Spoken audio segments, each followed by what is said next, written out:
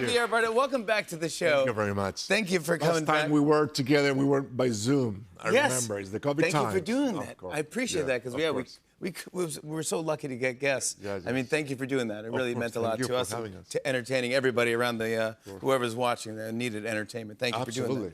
Did you celebrate Father's Day this weekend? I know you have kids. But it's a different day in Madrid. So I've been very everybody was giving me hugs and kisses, but my kids didn't care. No, that wasn't it was everyone else. It's like, hey, what is it America, Dad? Yeah, it doesn't count here. Not in Spain. Count here. Okay. What would you want if you got any gift for just? Yes, a hug and a kiss. Yeah.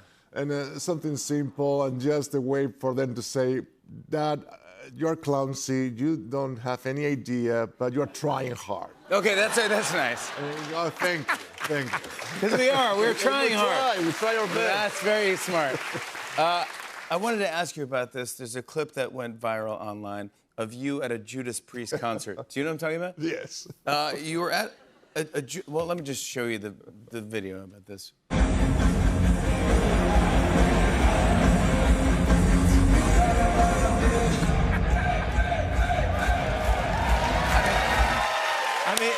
So, I just want to know about that. Like, were you with anyone, or you're by yourself? No, Judas Priest were playing in Madrid. I would call my friends, and they said, no, because I have to stay with the kids. No, because I'm studying. Bye-bye. And I went on my own. You went by yourself? Of course. And then they put me in a place where it was in the middle of the crowd, but a little bit more private, so I could have... there was a toilet nearby, so if I have to make a pee, and that's also very... wow, because you really made it. Heavy metal people, we also pee. Okay. Are you a metalhead? Oh, yeah. Oh, really? Wow, I heard that. I did hear something crack, yeah. What other bands are you into? I love Judas Priest. I'm 56, so I mean, Led Zeppelin, Deep Purple, all the classics. AC/DC, Metallica, Pearl Jam. Yeah! And I'm, oh yeah. I can go Slipknot, I can go Pantera, I can go for the new ones. Yeah, Woo. Bad Omens, I love Bad Omens. Many, Iron Maiden, you name it. But then did you like all music? Because I just saw that you were also in like Dublin with Brad Pitt at like Bruce Springsteen. Yes, we were shooting the movie and the boss was playing in Dublin. And Bono told us, why don't you come here? And we got to see Bruce Springsteen. And I said to Brad, well, this is such a name-dropping story. I can't even, I mean, just drop it all, just drop it all, yeah. Dropping all the names, drop it all. Absolutely. Wow. All right, so wait. That's what was happening to me. So you said to Bono, and then you talked to Brad, and who talked to Bruce? That's so good. It's so God, talk to Bruce. There's so many B's, and you, and me, and Bardem. After the concert, we were having some sparkling water, the four of us. Yeah. And I was pretending that will be just a day in the office for me, like Bono, Bruce Springsteen, and Brad Pitt. Come they were on. like, yeah, let's talk about something like relax, like let's talk about me. For I know. And the three of them were like, who are you? I know.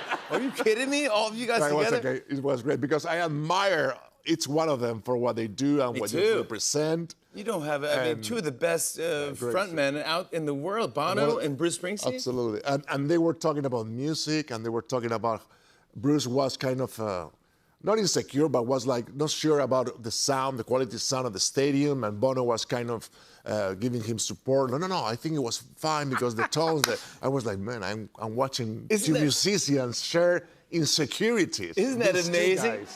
Yeah, I just saw Bono's Surrender thing on Apple Goggles, and it's insane if you haven't seen it. Oh, with goggles? Yeah. Oh, it's 3D. It's seeing Bono in 3D. It feels like he's in your head, and he's walking around, and the lyrics are in 3D floating around you, and check it out. It's but you saw it in Vegas. You saw it in the Sphere. I didn't see the Sphere. No, I saw this in my house. Okay, good. No, right. It's in my head. Sorry. But yes, so you too at the Sphere. Surrender was on the theater. Yes, correct. I saw him here in New York. Yes. You saw him, It right? was, no. Oh. I saw it on my... I saw it in a I don't have to do anything. Stop it. I don't leave anymore. Everything comes to my head now. It's like, that's the only way I see everything. By the way, I did see F1. I went to go to the premiere of this thing. Man, it was great. F1, the movie. You are fantastic. It is so fun. It is so loud. It's loud. It's It fun. is like sporty. It's rocky. I don't know how to describe this thing. Did you and Brad work together before this? No, we knew each other very briefly, and then we have to create this bromance. It's called bromance. Yeah. And which with Brad Pitt is not that difficult. If you ask me. It's like, okay, I get it. Like, yeah, I get it. Yeah. He had a harder time. He had a harder time. No. But and then it happens. You know him. You've been doing some stuff in the park, I'd say. Yeah. Brad, he's the best. He's sweet. He's generous, funny, and he was acting, driving an F1 car for real. Yeah, really? 180 miles per hour on all those race tracks. He did. And producing. So many things he has to deal with. And he was always taking care of all of us and making sure that we had everything that we needed and giving us, the actors, the rest of the actors, the things, the material to shine and putting himself on the back.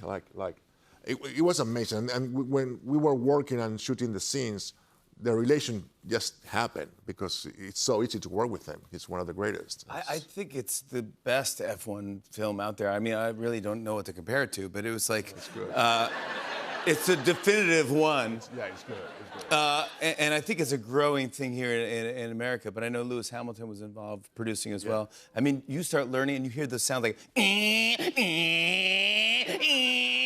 and this thing shaking, you're like, oh my God. It's good. It's high adrenaline. It is so rad. It has that and also has an emotional ride of the characters and it has humor, right? Yeah, we need to laugh. We need to laugh a little bit. Yeah, it's good. And it has a little Led Zeppelin in there, by the way. Exactly. Come on.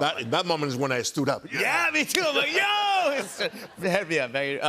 I know, sorry, I hurt myself.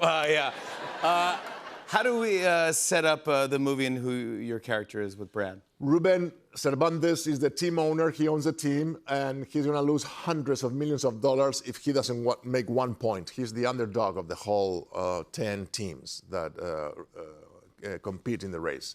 And we've been losing money, and the race is on. And this is the very last chance. So I go to Sonny Hayes, Brad Pitt character, who's a colleague of mine, and we were racing together and against each other back in the 80s and in the 90s. And I said, man, I need you. And he doesn't want to come back, but finally I convinced him. I drag him back because I know there's a passion there. Yep. But the way he drives is very unorthodox. Yep. Like, it's not for everybody. And then what he brings is chaos, but a great chaos and fun to watch. And also, everything that is done in this movie is accurate because Sir Lewis Hamilton was making sure that everything that happened has happened or could happen. Yeah. And you go, really? This thing could really be real? Yes. It's gorgeous, and it's scary as well. Yeah. But honestly, you think about how much money goes into these cars, and then all the science behind it, and drifting, and the air going through it, and you go, okay, this is rad. This is so much on the line, and I loved it. You're fantastic. I want to show a clip. Here's Javier Bardem and Brad Pitt in F1, the movie. Take a look at this. I'm sorry, Ruben, for demolishing not one, but both of your lovely cars, for coming back into your life only to destroy it. Is this your revenge for Monaco? Yeah, I waited 30 years and came all this way to humiliate myself on global television. Funny. You think I brought you in to make my other driver quit? Listen, he's cocky, he's arrogant, he's got a lot to learn. You were cocky, you were arrogant, and you had a lot to learn. I'm not here to hold anyone's hand. I'm here to race. No, you're not. Sonny, you're here to give me a heart attack. I have to decide whether to continue this fiasco or pull the plug now. You have till the end of the season. By which time Apex will be worth less than my shoes! Yeah! Come on! We don't have time! Exactly! Yes! Get out of that top and let's go! Javier Bardem, everybody! F1, the movie, opens June 27th in theaters and IMAX. Carrie Coon joins us after the break. Stick around, everybody.